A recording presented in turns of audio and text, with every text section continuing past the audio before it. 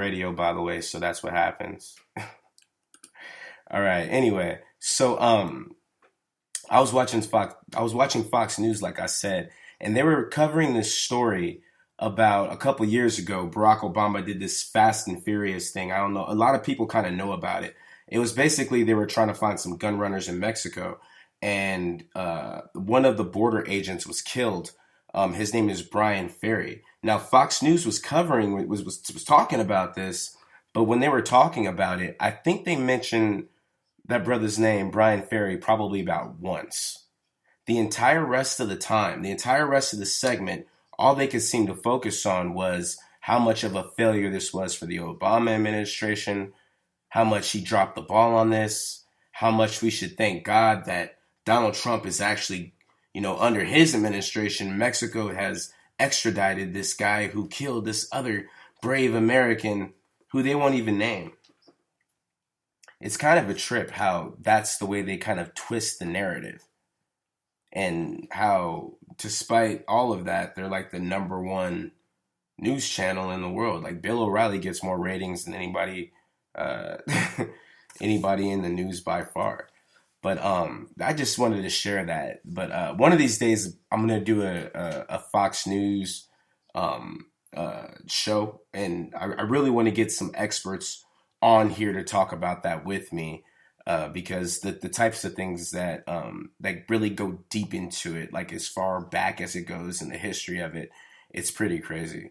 So yeah, so one of these days we'll do that. But anyway, and to piggyback off of that, last week we did a pretty big show about North Korea and the potential that North Korea had, and now we see that this whole North Korea thing has been taken to like a whole nother level.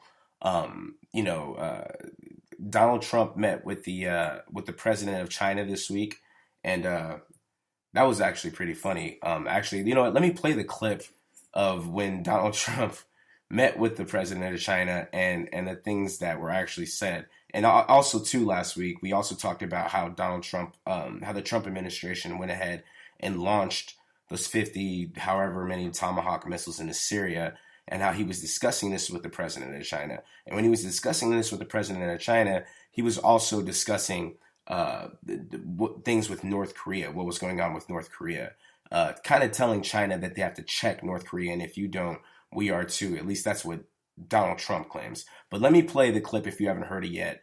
This is with Donald Trump's rendition of that dinner. Hold on. I was sitting at the table. We had finished dinner. We're now having dessert.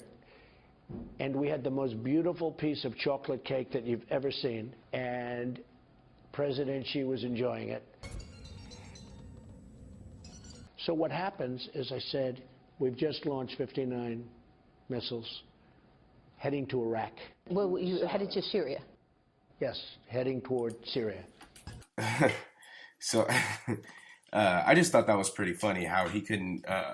Welcome back, Facebook people. Sorry. We're all the way live on Facebook Live. And of course, I forgot to shout out all my listeners on Spreaker, on Facebook, on iTunes. If you're listening on Google Play, if you happen to be listening on anything else, thank you so much. We appreciate you listening in. But yeah, so I think it's kind of funny how he kind of like was stressing this whole, it was the most beautiful piece of chocolate cake ever. And over dessert is when I was telling him about what I was doing in Syria. I mean, it's just a little peculiar. It's a little odd. But other than that, like I was saying, North Korea has really kind of stepped up the threat, and as a result, Donald Trump or the Trump administration has put 3 or however many submarines, nuclear submarines, into I guess near the seas of North Korea. So it's a little bit of a trip, but we'll see what happens there. And then to kind of piggyback off of that, today. At some point, there was a bomb drop called the Moab, the MOAB. If people have heard about it, this is called the mother of all bombs. And this is like the biggest thing outside of a nuclear bomb, I guess, that we have.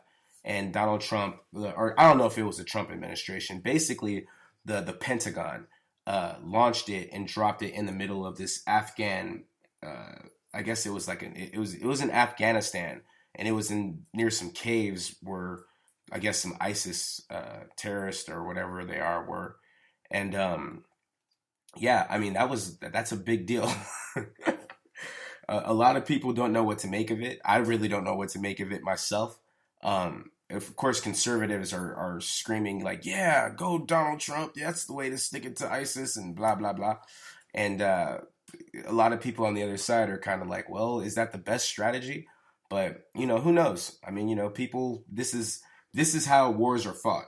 Not to throw any shade on Barack Obama. I love Barack Obama to death. I think he was a great president, but he too dropped a lot of bombs in those places of the world. So not quite as big. So um, so that was a big thing that that kind of happened this week. And there was a lot of other big things that happened this week, and we'll get into them. Especially that whole thing about that dude getting drug off the plane in United Airlines. We're going to talk about that later. I know that's a big deal for a lot of people. But the first segment of the show, what I really want to talk about was on Tuesday in Kansas, this past Tuesday, there was a special election that took place, right? So a special election, for those of you who may not be familiar, whenever there is a congressional seat that becomes vacant, or if it doesn't even have to be a congressional seat, it can be any government position.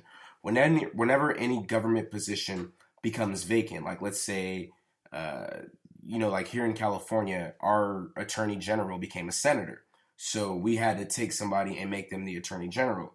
The person who became the attorney general used to be a congressman in the I think it's the 34th district over here. So because of that, we had to have a special election to have somebody take that person's place. So this is what happened in Kansas, right? So in Kansas, in their 4th district, they had to have a special election because I think the guy who was there before got a bit better job somewhere. I don't really know the details of it, but basically, this part of Kansas is it's like a more rural part of the state, and it is traditionally ruby red Republican. I mean, it's about as Republican as they get. It's right in the middle of. Can you get that dog for me? Sorry, we have a dog in here, and dogs like to make noise. But it's right in the middle of. If anybody's familiar with Koch Industries and the Koch brothers, it's right where they have their headquarters at. And this place has been traditionally Republican for I think 20, 30 years or something crazy like that, right? So Donald Trump won this particular district in 2016 by a whopping percentage. And the incumbent in this seat right now won by a whopping percentage, right? So they had this special election. This brother by the name of James Thompson. James Thompson is pretty much a nobody. Right, he was a lawyer, I think, before, and he did some other kind of groundwork. But he was pretty much a nobody before, and he was part of this special, or he ran as a Democrat on this ticket, right? This dude, for a place where a Democrat didn't even and would never had a chance of winning, and he was a nobody. And by the way, this guy got no support from the Democratic Party. Not no support, but not a whole lot of support. The DCCC, which is the Democratic I think it's the Democratic Congressional Committee or Campaign Committee. I think that's what it stands for. That the DCCC is responsible for helping out Democratic candidates who are running for office in Congress, right? They really didn't help him out a lot. The DNC, the Democratic National Committee, didn't really help him out a lot. This dude was pretty much on his own. And he got 46% of the vote. Now, he didn't win. He didn't win the election. The incumbent won the election. You're going to have to look it up yourself. I don't know the guy's name. But just look up James Thompson, Georgia's special, or James Thompson, Kansas 4th District on Google. Look it up. And you'll see. And Donald Trump tweeted about this too, because Donald Trump, the power of Congress is so big, it's not even funny. Nothing in this country moves without Congress.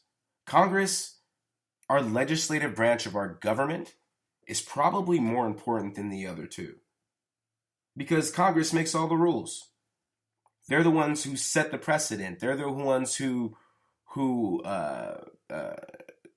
make the rules. They're the ones who make the laws. They can impeach the president.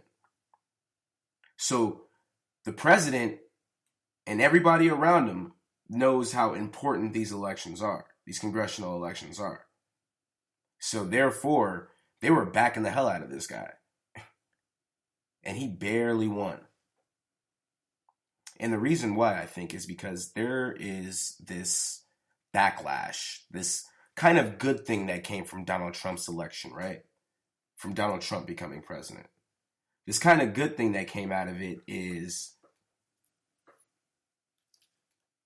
a lot of people are waking up and starting to understand that those policies and those things are not what we want. And a lot of people are becoming part of the process now. So as a result, I think that a lot of Democrats, or people who want to vote Democrat, or people who just want to vote against what the hell is going on in the Republican Party, are starting to vote in a place that's traditionally red as Kansas. Now, there's another special election that's coming up this Tuesday in Georgia. And this is happening in Georgia's 6th district. Okay? There is a Senate race going on. So there's a vacant Senate seat there. And this place, once again, it's right outside of Atlanta. It's traditionally super Republican. It's a Republican part of town, right? This place always goes Republican. It's in Georgia. It's in the South.